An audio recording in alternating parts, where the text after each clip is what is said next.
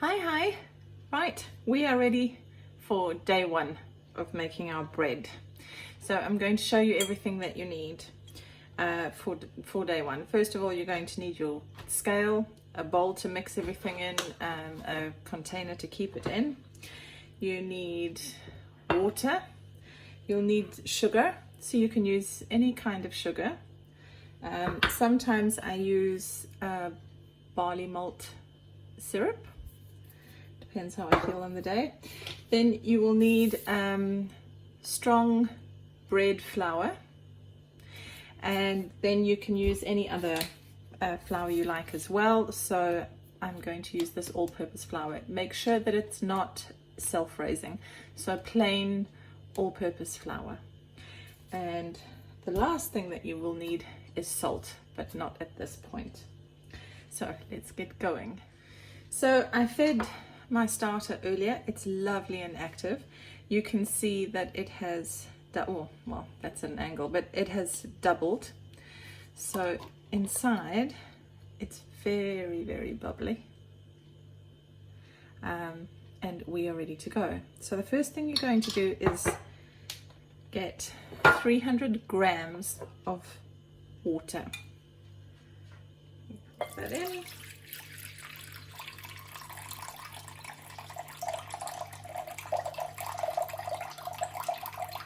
There we go.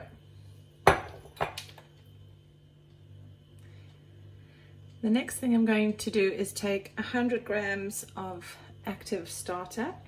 You don't have to be exact with this. I would always use more than 80 grams. It doesn't matter if it's a little bit more than 100 grams, but 100 grams is pretty good.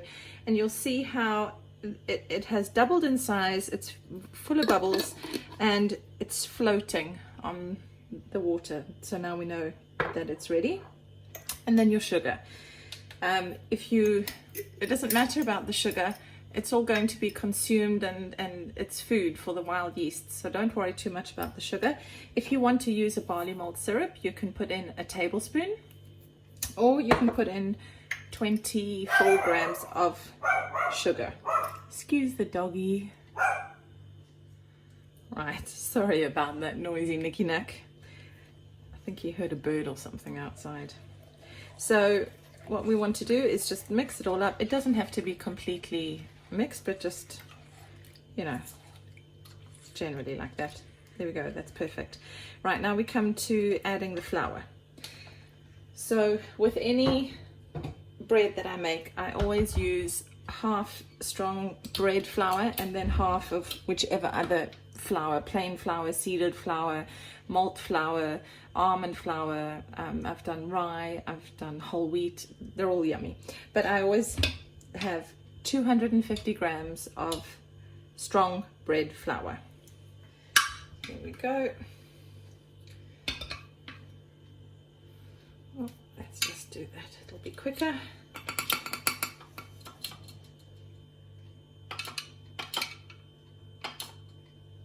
There we go. And 250 grams of plain flour today. I didn't realize how noisy my kitchen is until I want to record something, and then it's really noisy. Anyway, so you're going to bring this amount up to 500 grams. Almost there. There we go. Okay, so the flour's in, the sugar, the water, and the starter, and we're now just going to mix it in together. I do apologize for the lighting, but my cameraman is on his back with a broken femur, as you know, so we have to make do with what we've got. So I just take my spatula, try and incorporate everything in. This mixture gets really sticky, so I try to wait until most of it is mixed in before I throw my hands in there. And some days it goes quickly and other days it doesn't. But there you go. So I've mixed that in as much as I could with a spatula, probably took about 30 seconds. You can see there's still some dry flour at the bottom. So run your hand under running water and don't dry it. Keep it as wet as you can, and then just keep flipping the flour until you can just get it all sticking together. It doesn't have to be a beautiful round ball. This is pretty much good enough. Right, and pop it into the container, and this is where it gets really sticky. And that is all you have to do for the first stage. Easy peasy, done. The last thing I'm going to do, I'm not going to add the salt yet, but I always weigh it first because otherwise I tend to forget. So I just use 9 grams of salt, and I find that the crystals work better than fine salt for me. You could use fine salt, you just have to play around with the amounts. I don't like the fine salt. It gets to me it's far too salty, so I prefer these crystals. And all I do then is cover up my bread, put the salt on top so that I don't forget, set my timer for an hour, and leave the bread to do its thing. Some recipes will tell you to add the salt in this first stage where you mix everything together. What I found is that the bread feels a little bit tough to me, kind of like rubbery.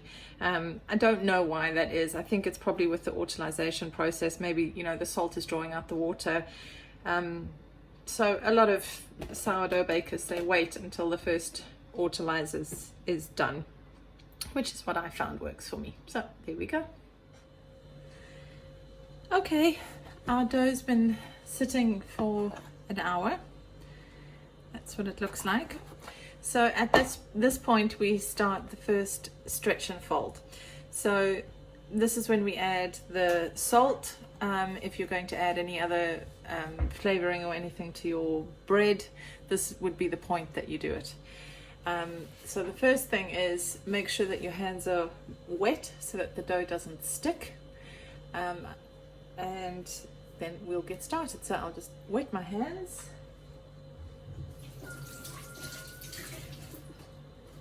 And what I find works best is if I sprinkle the salt like that and then press it in,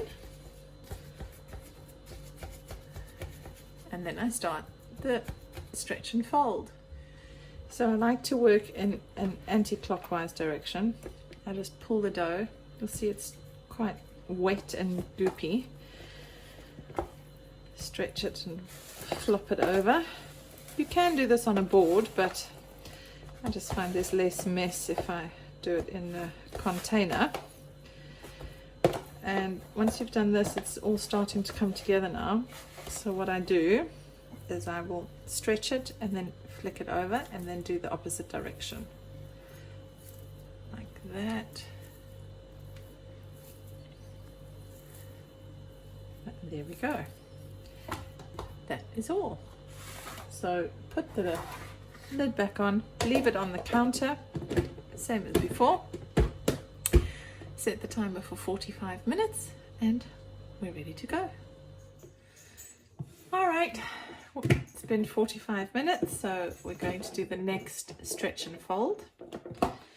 And you can see how the dough has changed. It's become a bit more stretchy and glossy. I've wet my hands, so we're going to do the same stretch and fold process again. Scoop up underneath the dough, stretch it and flick it over like that. Another one, and one more, and it's about ready now just to pick it up, stretch it and flick it over. And I do this 4 times, now in the opposite direction. There we go. And you'll see how the dough is becoming smoother to the touch and just more stretchy. That's it.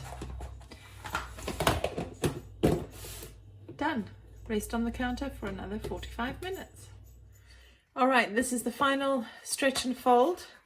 You can see how the dough has expanded a little bit, and it's rounded, and it's really stretchy.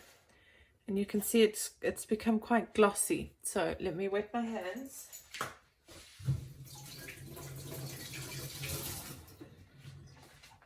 And we do it for the last time today. So stretch the dough and fold it over like that. And it's more sticky and attached to itself, if that makes sense. And you can actually hear the moisture and the liquid in the dough. So you just stretch, fold it over, stretch and fold it over. And then just pop a lid on and keep it in the fridge overnight. And we'll continue with that tomorrow. So it's really, really, really easy. There we go. I hope that was simple enough to follow. If you have any questions, just let me know. Give me a shout. Alrighty. Cheers.